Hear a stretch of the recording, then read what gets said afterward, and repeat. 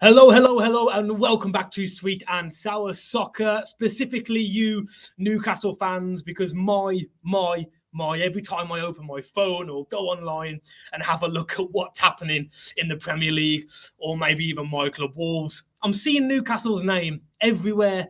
Yes, I'm envious. Yes, I wish it was Wolves, but it's not. And no surprise, it's Newcastle again today. Guys, do me a favour, hit that like button and subscribe before I jump into the video. We are a general football channel, and Newcastle, the way you're going at the moment, you're probably going to be featuring on our channel a lot this season. So do me a favour, subscribe and like.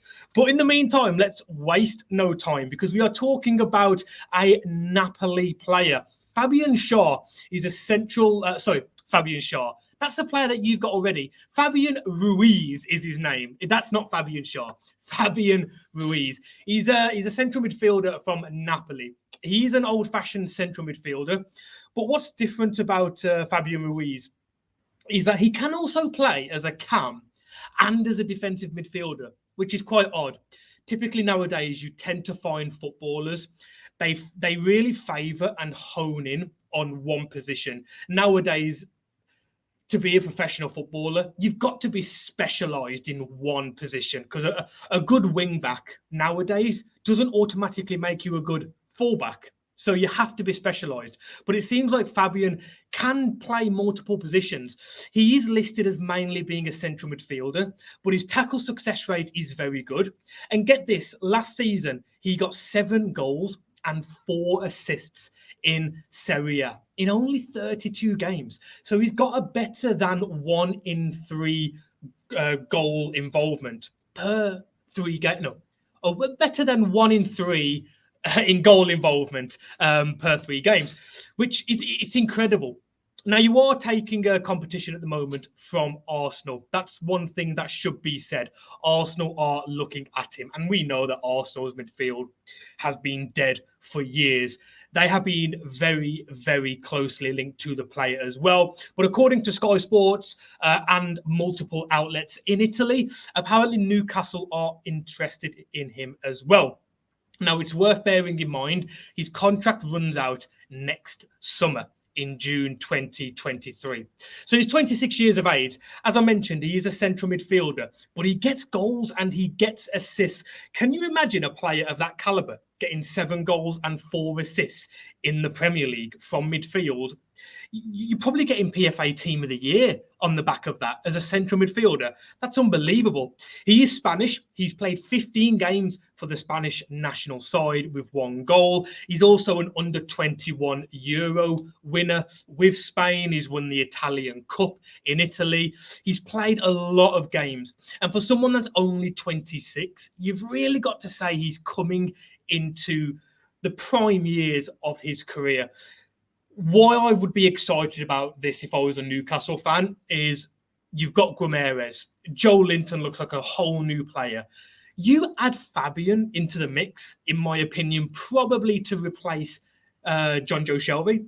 I think if you've got a midfield of Fabian, Joe Linton and Guimarães, my word, what a midfield that is. And I have also done a video very recently talking about Lucas Paqueta, which isn't dead in the water, but there hasn't really been the advancements that we thought we would see from Paqueta. But the way Newcastle are doing business, I mean, Nick Pope is in the news as well. It wouldn't surprise me if you were to, well, first of all, sign Fabian Ruiz, but then also sign Lucas Paqueta as well. I think this will be a great signing. As I say, you've got that balance in the Newcastle midfield. You've got Guimarães, who can get goals, but he's an old-fashioned number 8. To me, he reminds me a bit of a I'm not going to put him on the level of a Steven Gerrard, but he can get forward. He's scored goals already this season, last season, sorry. I think he scored on his debut, if I'm not mistaken. Newcastle fans, let me know in the comments. But he can get goals, but he'll do the defensive work. You've then got Joe Linton, who's just an absolute powerhouse. And then you add this guy in the mix as well, who gets goals, who gets assists, but also tracks back and does the legwork in defensive duties. My. Newcastle fans, you must be over the moon at this point in time.